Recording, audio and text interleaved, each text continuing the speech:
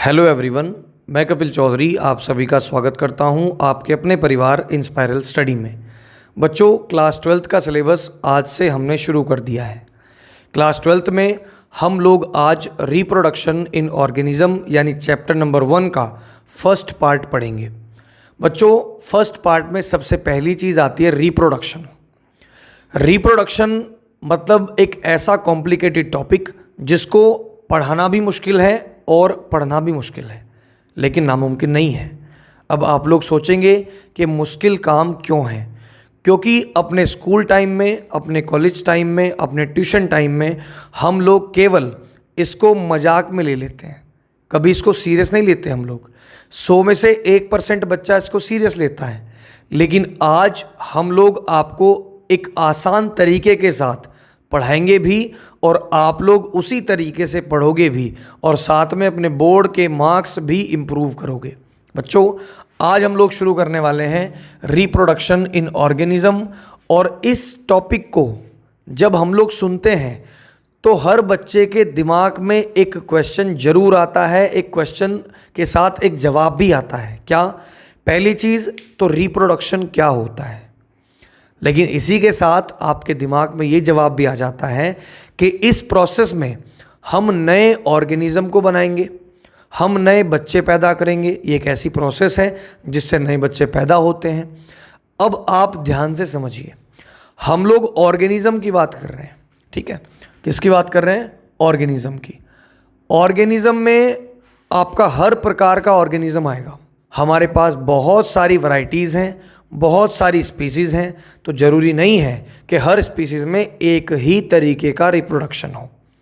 बिल्कुल ज़रूरी नहीं है, क्योंकि रिप्रोडक्शन 2 तरीके से हो सकता है। नंबर 1 असेक्सुअल रिप्रोडक्शन और नंबर 2 सेक्सुअल रिप्रोडक्शन।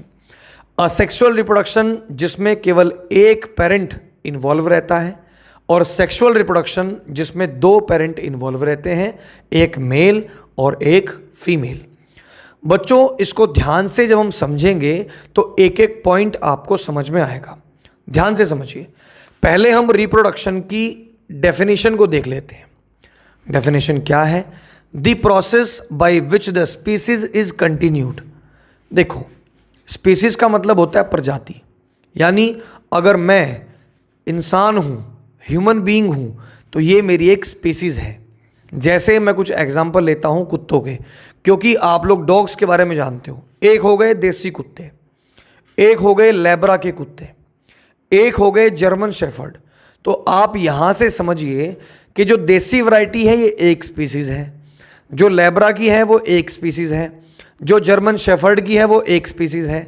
तो जब भी आप एक स्पीसीज़ की बात करेंगे तो एक स्पीसीज़ आपको एक जैसी दिखाई देगी ऊपर से नीचे तक, यानी कि जब भी आप बात करोगे एक स्पीसीज की तो हर स्पीसीज का हर एक पर्सन, हर एक ऑर्गेनिज्म एक जैसा होता है। बात को समझ गए? तो ध्यान से सुनिए। अब हम लोग अपनी स्पीसीज की बात करेंगे, यानी ह्यूमन बीइंग की। मान लीजिए मैं हूं, तो रिप्रोडक्शन करने के बाद मैंने अपनी जनरेशन तैयार कर दी, मैंने अपने बच्चे तैयार कर दिए। उसके बाद मेरे बच्चे बड़े हुए तो उन बच्चों ने नई जनरेशन तैयार कर दी, तो यानी उनके बच्चे हो गए, तो उनकी एक नई जनरेशन है। लेकिन ह्यूमन बीइंग है तो हमारी एक ही स्पीसीज रहेगी, यानी हम ह्यूमन बीइंग हैं। तो बच्चों ध्यान से समझिए, रिप्रोडक्शन एक ऐसी प्रोसेस है जिसमें आपकी स्पीसीज को कंटिन्यू रखा जाता है, यानी आपकी स्पीसीज खत्म नहीं होती। आप लोगों ने देखा होगा, गाँव में एक बात होती है कि भाई अगर किसी के बच्चा नहीं है तो उसका नाबस नहीं चलता। ठीक है? क्या नहीं चलता? नाबस नहीं चलता। नाबस का मतलब होता है कि उसके आगे संतान ही नहीं है, यानी उसकी आगे बच्चे ही नहीं पैदा हुए तो उसका वंश आगे नहीं बढ़ेगा, है ना? तो यही कहते हैं ना कि इसका वंश आगे नहीं बढ़ रहा है। तो वंश आगे नहीं बढ़ रहा तो इसका मतलब उसमें रिप्रोडक्शन की प्रोसेस होनी जरूरी है। जब रिप्रोडक्शन की प्रोसेस होगी तो वंश भी आगे बढ़ेगा और नई जनरेशन्स भी तैयार होंगी। इसकी एक और डेफिनेशन हम लोग पढ़ लेते हैं। Reproduction is defined as a biological process. सबको पता है कि बायोलॉजी के अंदर इसको पढ़ रहे हैं हम लोग, तो ये एक क्या है? ये एक बायोलॉजिकल प्रोसेस है in which an organism give rise to young ones similar to self। यानी आपका जो रिप्रोडक्शन है वो एक ऐसी प्रोसेस है जिसमें इंसान यानी कोई जीव अपने जैसा ही एक नया जीव पैदा करता है। उस प्रोसेस को हम लोग रिप्रोडक्शन कह रहे हैं। अब इससे पहले थोड़ा सा बेसिक कॉन्सेप्ट आप लोग समझ लो। जब भी हम लोग रिप्रोडक्शन पढ़ेंगे तो हमें पता होना चाहिए कि इसकी इंपॉर्टेंस क्या है, क्यों ये जरूरी है। तो ध्यान से समझिए, ये एक एसेंशियल लाइफ प्रोसेस है, यानी हमारी लाइफ की एक जरूरी प्रोसेस है। अगर ये प्रोसेस ना हो तो हमारी जनरेशन रुक जाएगी, हमारी पॉपुलेशन रुक जाएगी, ठीक है ना।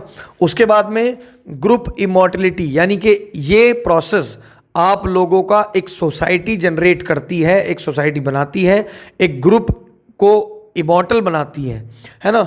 उसके बाद में इंक्रीज पॉपुलेशन, हमारी पॉपुलेशन को भी ये बढ़ाती है। सबको पता है कि नए बच्चे पैदा होंगे तो नई जनरेशन बढ़ेगी, और नई जनरेशन बढ़ेगी तो साथ साथ में हमारी पॉपुलेशन भी बढ़ेगी, ठीक है।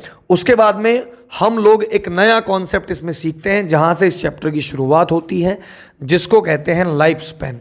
अगर आप लोगों को कहा जाए कि आपका लाइफ स्पैन क्या है, तो आप कैसे बता पाओगे? आप लोग इस तरीके से बताओगे कि जब हम जन्म लेते हैं, यानी जब हम पैदा होते हैं, और पैदा होने से मरने तक का टाइम आपका पूरा का पूरा लाइफ स्पैन होता है। यानी एक इंसान अगर 1990 में जन्म हुआ और सन 2020 में मर गया, यानी उसकी डेथ हो गई, तो टोटल कितने ईयर्स वो जिया?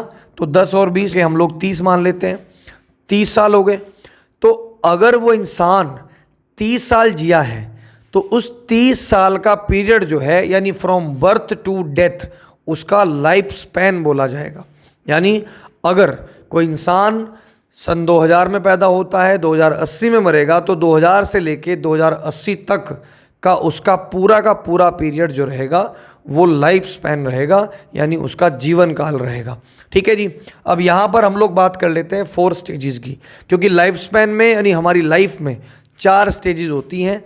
पहली बचपन की, दूसरी हमारी मैच्योरिटी फेज़, तीसरी हमारी एजिंग यानी आपकी सेनेसेंस फेज़, और चौथी हमारी डेथ। यानी कि 4 फेजेस होती हैं, हम लोग समझते हैं। पहली फेज़ जुवेनाइल फेज़, जिसमें ऑर्गेनिज्म डेवलप होता है, यानी किशोर अवस्था जिसको हम लोग कहते हैं, ठीक है। उसके बाद में मैच्योरिटी फेज़ आती है। इस मैच्योरिटी फेज़ में रिप्रोडक्शन शुरू होता है, यानी जब किसी ऑर्गेनिज्म में रिप्रोडक्टिविटी की एबिलिटी यानी रिप्रोडक्शन की एबिलिटी आ जाए, तो वो टाइम आपका मैच्योरिटी फेज़ का होता है। उसके बाद हम लोग एजिंग की बात करेंगे, तो एजिंग का सीधा सीधा मतलब आप लोग समझ सकते हैं कि बुढ़ापा होता है। तो यहाँ पर हम लोग देखते हैं कि प्रोग्रेसिव डिटेरियोरेशन अगर हो रहा है, तो इसका मतलब आपकी एज धीरे धीरे बढ़ रही है, धीरे धीरे आप लोग बुढ़ापे की तरफ जा रहे हो। ये आपकी होती है एजिंग एंड सेनेसेंस फेज। उसके बाद में लास्ट वाली आपकी permanent cessation of all vital activities, यानी जब हमारे शरीर की सभी वाइटल एक्टिविटीज़ करना बंद कर दें, होना मतलब काम करें ही ना, तो वो टाइम आपका होता है डेथ का। तो वो लाइफ स्पैन जो है वो 4 प्रकार की स्टेजेस में होता है। पहला juvenile phase, maturity phase, ageing and senescence, और आपका डेथ। अब कुछ एग्जाम्पल के साथ ये समझ लेते हैं कि लाइफ स्पैन कैसे है। मान लीजिए मेरे पास एक हाउस फ्लाई है। हाउस फ्लाई मतलब घर पे जो मक्खी आपके खाने वाने पे बैठती रहती है, उस हाउस फ्लाई की हम लोग बात कर रहे हैं। वो लगभग 1 से 4 महीने तक जीवित रहती है, यानी लिविंग होती है। अब सपोज करिए आज किसी मक्खी का जन्म हुआ, ठीक है। आज किसी मक्खी का जन्म हुआ और वो मक्खी 1 महीने के बाद मर गई, तो उसका जो लाइफ स्पैन होगा वो क्या होगा? 1 मंथ होगा।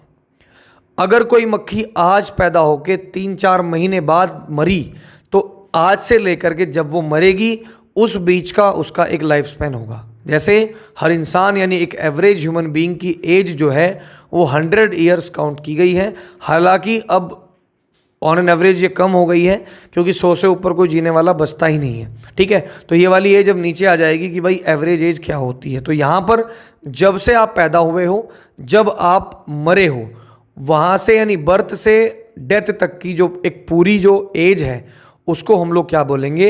लाइफ स्पैन बोलेंगे, ठीक है बच्चों। अब हम लोग बात कर लेते हैं रिप्रोडक्शन के टाइप्स की। रिप्रोडक्शन 2 टाइप का होता है। नंबर 1 आपका असेक्सुअल रिप्रोडक्शन और नंबर 2 आपका सेक्सुअल रिप्रोडक्शन। जब भी बात होगी असेक्सुअल रिप्रोडक्शन की, तो असेक्सुअल रिप्रोडक्शन में एक सिंगल पेरेंट इन्वॉल्व होता है, यानी इसमें मेल फीमेल का कोई चक्कर नहीं होता। बात को समझ गए होंगे आप। यानी जब किसी ऑर्गेनिज्म का डेवलपमेंट बिना 2 गैमीट के हो जाए, उसको हम लोग कहते हैं असेक्सुअल रिप्रोडक्शन। ठीक है। सेक्सुअल रिप्रोडक्शन की बात करेंगे तो इसमें आपके 2 प्रकार के आपको गैमेट की ज़रूरत होगी, जिसमें पहला गैमेट मेल होगा और दूसरा गैमेट होगा आपका फीमेल। मेल गैमेट को हम लोग स्पर्म कहते हैं और फीमेल गैमेट को हम लोग ओवम कहते हैं। बच्चों, आई होप आज का ये फर्स्ट पार्ट आप लोगों को बहुत अच्छे से समझ आ गया होगा। अगर इस टॉपिक में कोई दिक्कत आपको आती है तो हमें कमेंट करके बताइए, ताकि हम लोग आपका जो प्रॉब्लम है उसको रिजॉल्व कर सकें। आज की वीडियो में बच्चों इतना ही, फिर मिलते हैं एक नए टॉपिक में और इसके सेकंड पार्ट में।